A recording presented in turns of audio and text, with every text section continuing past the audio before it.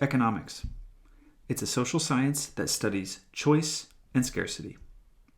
The 3 economic questions: what to produce, how to produce it, and for whom should we produce it?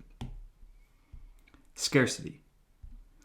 This is unlimited wants and desires, but limited resources. The 2 big ones here are money and time. Microeconomics. It's the study of individual firms and markets, single business entities, individual people, how they behave. Macroeconomics. This is the study of the economy as a whole and aggregate measurements, things like GDP, inflation, unemployment, and fiscal and monetary policy. It's zoomed out. The 4 factors of production: land, labor, capital, and entrepreneurship. Think of entrepreneurship like business sense, people like Elon Musk or Steve Jobs or Oprah. Allocation. Tricky word, comes up a lot in micro. This is how things like resources, money, and time are distributed and then used. A command economy. This is when the central government dictates prices, quantities, and they control all economic activity. There's very little free market permitted. Think about a place like North Korea. A market economy, but pure capitalism. This is when supply and demand dictate prices, quantities, and market activity, and there's no government involvement, what the French call laissez-faire. A mixed economy. This is when market forces, supply and demand, control most of the economy, but there is substantial government involvement.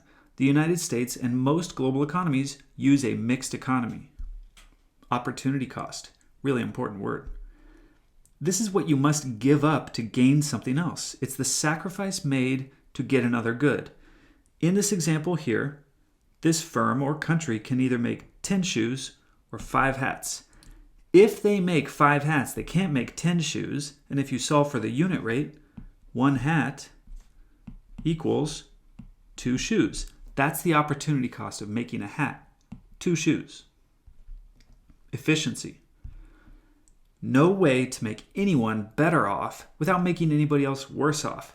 This is kind of the goal for most economists. It's not necessarily fair, but it's efficient.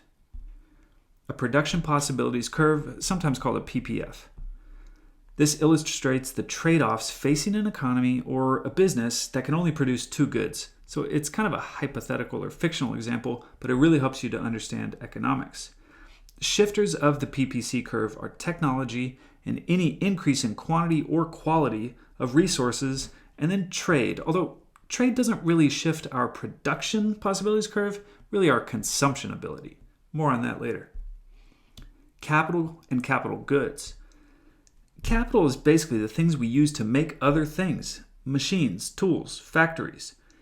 Investment in capital boosts productivity and it creates growth. Consumer goods.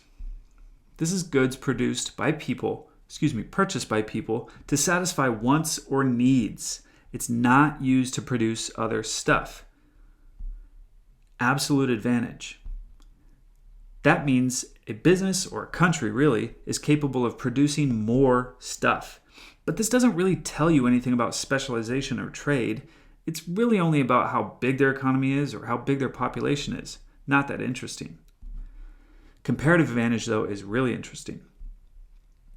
This is the ability to produce something at a lower opportunity cost, and it tells you what you should specialize in.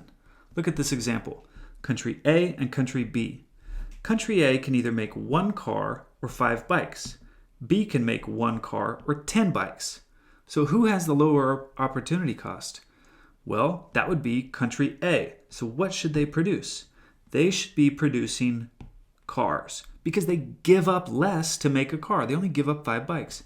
B, on the other hand, they should be making bikes because they give up less. It's always the opposite, by the way.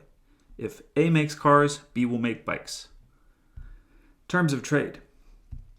This is the price a good can be exchanged for when you're trading with another country, person, or business. There's a trick to finding this. Always compare the domestic opportunity costs of a good between 2 countries. A number in between those opportunity costs will tell you the terms of trade. explicit cost.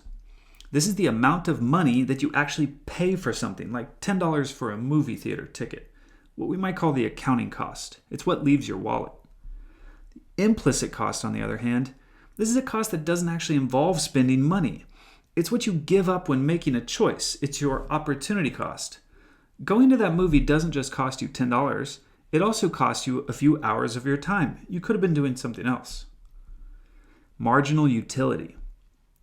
Well, utility means personal satisfaction. It's what economists use to describe this. We often measure it in what's called utils, U-T-I-L, utils.